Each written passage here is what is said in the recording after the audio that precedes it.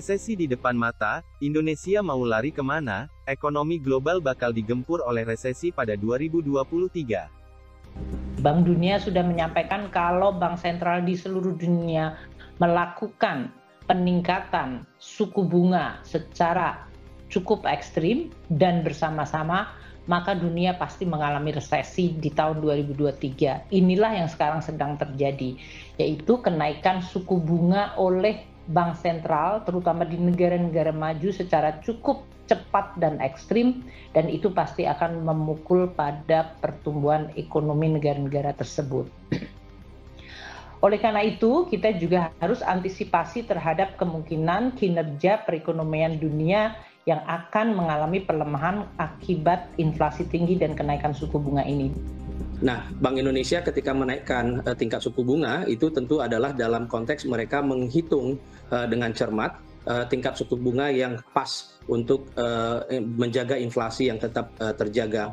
Di sisi lain, ketika kita juga menaikkan harga BBM, itu juga kita komunikasikan dengan baik dengan Bank Indonesia sehingga mereka bisa mengantisipasi perubahan kebijakan yang perlu mereka lakukan. Sehingga ini sangat terkoordinasi, yang tujuan utamanya untuk kebijakan moneter dan kebijakan supply dalam konteks ini adalah untuk menjaga stabilitas makro. Sementara dari sisi kebijakan fiskal tentunya kita memastikan bahwa APBN-nya berfungsi kuat sebagai shock absorber, terutama untuk masyarakat miskin dan rentan.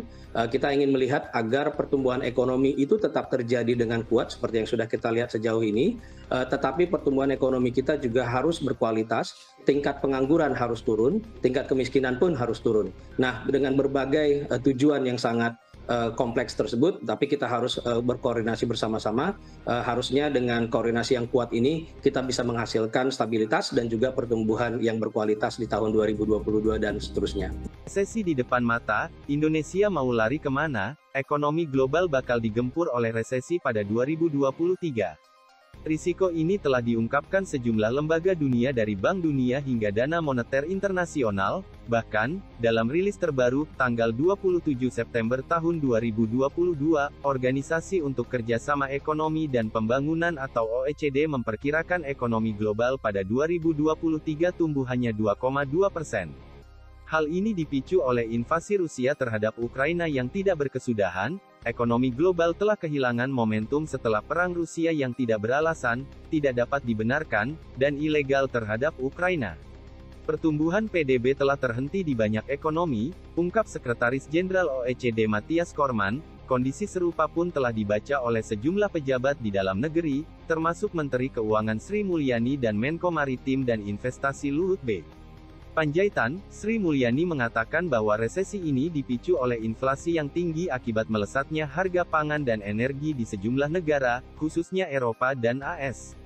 Inflasi tinggi memicu bank sentral di negara maju menaikkan suku bunga dan mengetatkan likuiditas. Dia menegaskan kebijakan tersebut akan berdampak bagi pertumbuhan ekonomi dunia.